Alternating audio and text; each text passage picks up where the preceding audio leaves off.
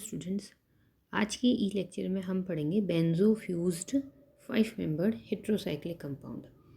इन्हें हम condensed 5 membered heterocyclic compounds भी कह सकते हैं।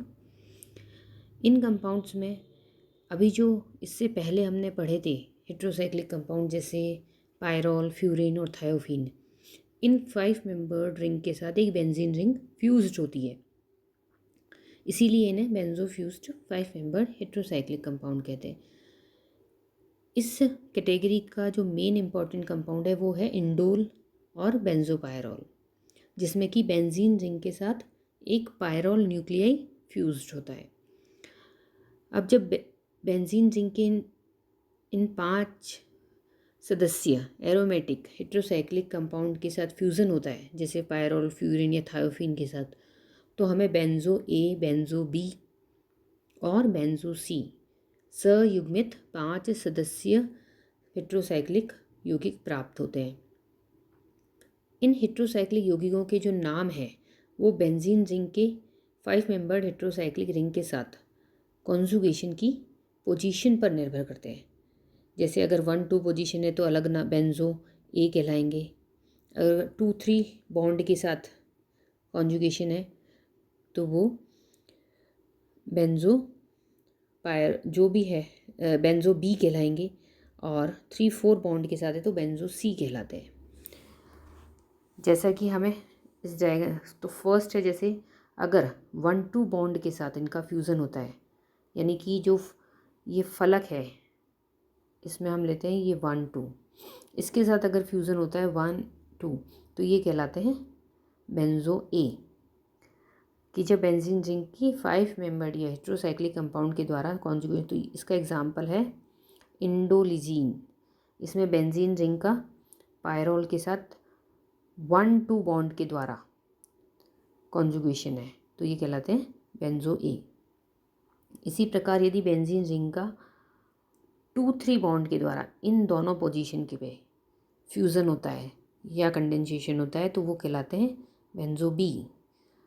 अगर इसमें X की जगह NH है तो वो कहलाएगा बेंजोपायरॉल, जिसमें सबसे इम्पॉर्टेंट है इंडोल, जिसका जो आपके कोर्स में है, जिसका अपन अध्ययन करेंगे आगे। अगर ऑक्सीजन है हेट्रो एटम तो वो कहलाते हैं बेंजोफ्यूरोन। अगर X सल्फ़र है तो वो कहलाएंगे benzo b thiophene. Third category होती है बेंजो सी, जिसमें कि बेंजीन रिंग 3-4 पोजीशन पर कॉन्जुगेशन करता है तो वो कहलाते हैं बेंजो सी। और X की वैल्यू अगर NH है तो वो कहलाएंगे बेंजो सी पायरॉल आइसो इंडोल।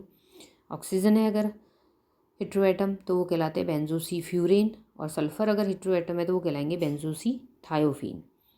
तो इसमें 3 कैटेगरी होती है, और इन कैटेगरी में सबसे इम्पॉर्टेंट है इंडोल या बेंजोपायरॉल, जिसका हम डिटेल में अध्ययन करेंगे। बेंजोपायरॉल या इंडोल में बेंजीन रिंग क्या होती है, 2-3 पोजीशन पे सयुग्मित होती है,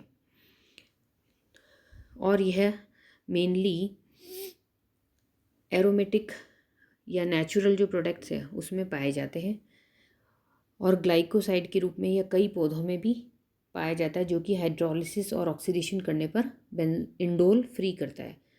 इसका जो मेन कंपाउंड है वो होता है इंडिगोटीन, और फ्री स्टेट में इंडोल चमेली तथा ऑरेंज ब्लॉसम में पाया जाता है, और यह कोलतार में भी थोड़ा बहुत मुक्त अवस्था में प्रेजेंट रहता है।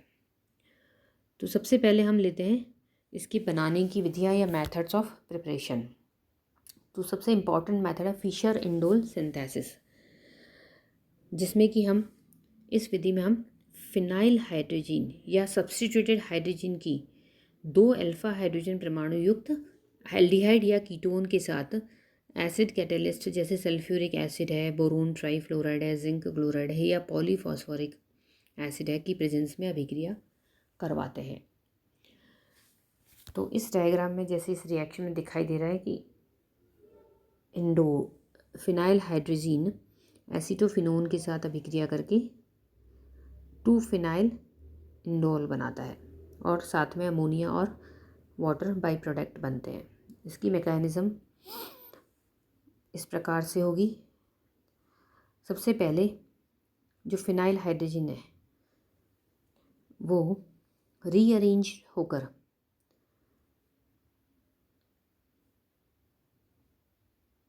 इस आइसोमेरिक फॉर्म के रूप में होता है और उसके बाद ये हाइड्राइड आयन से अभिक्रिया करके ये प्रोडक्ट बनाता है। फिर इस प्रोडक्ट में वापस डबल बॉन्ड और इलेक्ट्रॉन्स का रीअरेंजमेंट होता है और नाइट्रोजन नाइट्रोजन बॉन्ड क्लीवेज होती है, जिससे हमें नेक्स्ट कंपाउंड मिलता है, नेक्स्ट प्रोडक्ट मिलता है ये।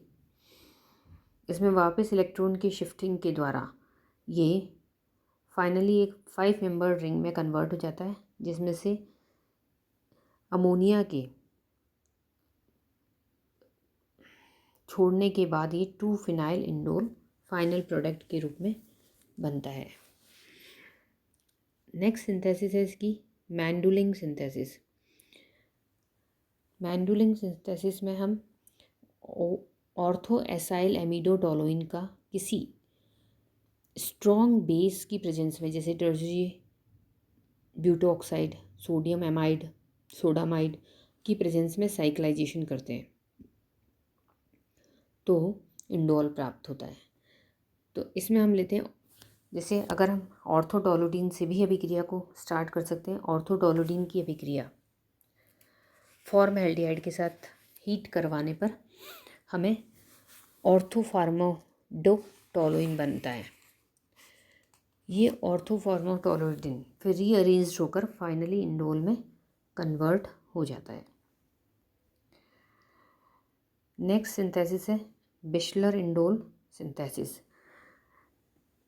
इस मेथड में एनिलीन की रिएक्शन हम अल्फा हेलोकीटोन के साथ करवाते हैं। तो जैसा कि हमें रिएक्शन अभिक्रिया में दिखाई दे रहा है, एनिलीन अल्फा हेलोकीटोन के साथ एसिड की प्रेजेंस में अभिक्रिया करके ये प्रोडक्ट बनाता है, जो फाइनली रीअरेंज्ड होकर मिथाइल इंडोल में कन्वर्ट हो जाता है। पहले इसका एल्काइलेशन होता है और उसके पश्चात इसका इंटरमॉलिक्यूलर साइक्लाइजेशन होगा और फिर डिहाइड्रेशन के द्वारा ये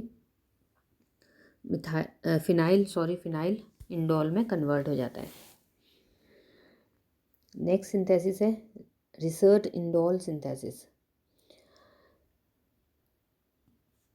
इस मेथड में ऑर्थोनाइट्रोटोलुइन की बेस की प्रेजेंस में हम डाई इथाइल ऑक्सीडेट से क्रिया करके ऑर्थोनाइट्रो फिनाइल पाइरुवेट बनाते हैं और उसके पश्चात उसका रिडक्शन और साइक्लाइजेशन और फिर डिहाइड्रेशन के बाद इंडोल 2 कार्बोक्सिलेट प्राप्त होता है। और ये इंडोल 2 कार्बोक्सिलेट का वापस हाइड्रोलिसिस और डीकार्बोक्सिलेशन करते हैं तो इंडोल बनता है। अभिक्रिया को हम इस तरह से, इसकी क्रियाविधि जो है वो हम इस तरह से देख सकते हैं। अल्फा नाइट्रोटोलुइन इथाइल ऑक्सीलेट के साथ अभिक्रिया करता है और फिर ये प्रोडक्ट बनाता है। इस प्रोडक्ट का फिर साइक्लाइजेशन होगा, फिर वो सोडियम इथॉक्साइड के साथ अभिक्रिया करके ऑर्थोनाइट्रोफिनाइल पाइरुवेट बनाता है। इस ऑर्थोनाइट्रोफिनाइल पाइरुवेट का जब हम रिडक्शन करते हैं तो हमें ये प्रोडक्ट मिलता है, जिसका साइक्लाइजेशन होने पर हमें एक 5 मेंबर्ड रिंग मिल जाती है। इस 5 मेंबर्ड प्रोडक्ट का जब हम डिहाइड्रेशन करते हैं तो ये OH ग्रुप एक वाटर मॉलिक्यूल के रूप में निकल जाता है और यहाँ एक डबल बॉन्ड आ जाता है। अब इस प्रोडक्ट का अगर हम हाइड्रोलिसिस करते हैं तो एस्टर ग्रुप कार्बोक्सिलिक ग्रुप में कन्वर्ट होगा पहले, और फिर उसका डीकार्बोक्सिलेशन करने पर वो कार्बन डाइऑक्साइड के रूप में रिमूव हो जाएगा और हमें फाइनल प्रोडक्ट इंडोल प्राप्त होगा। नेक्स्ट सिंथेसिस है नैनितेजेस्कू सिंथेसिस। इस मेथड में पैराबेंजोक्विनोन को बीटा एमिनो क्रोटोनेट के साथ हम कंडेंस करते हैं, जिससे इंडोल डेरिवेटिव बनता है। इस अभिक्रिया में अल्फ़ा बीटा अनसैचुरेटेड कीटोन पर इनेमीन का एडिशन होता है और अभिक्रिया इन पदों में कंप्लीट होती है। फर्स्ट स्टेप में पैराबेंजोक्विनोन बीटा एमिनो क्रोटोनेट के साथ कंडेंस्ड होकर ये प्रोडक्ट बनाता है ये वापस रीअरेंज्ड होकर इस प्रोडक्ट में कन्वर्ट हो जाता है, जिसमें कि हमें कीटोनिक ग्रुप हाइड्रोक्सिल ग्रुप में कन्वर्ट हो जाएगा। और फिर इस कंपाउंड का हम जब ऑक्सीडेशन करते हैं तो ये प्रोडक्ट मिलता है, जो रीअरेंज होकर एक 5 membered basic ring structure 6 membered benzene है और 5 मेंबर्ड रिंग में कन्वर्ट हो जाता है। इसका डिहाइड्रेशन और रिडक्शन करने पर हमें ये प्रोडक्ट मिलेगा। अब इसका फिर हम हाइड्रोलिसिस करेंगे तो एस्टर ग्रुप कार्बोक्सिलिक ग्रुप में कन्वर्ट हो जाएगा, और डीकार्बोक्सिलेशन करेंगे तो वो carbon dioxide as a carbon dioxide के रूप में रिमूव हो जाएगा, और फाइनल प्रोडक्ट हमें सब्स्टिट्यूटेड इंडोल मिलता है। तो इस तरह से इन 5 मेथड से हम इंडोल को बना सकते हैं। नेक्स्ट वीडियो में हम लेंगे reactions of indole. Thank you.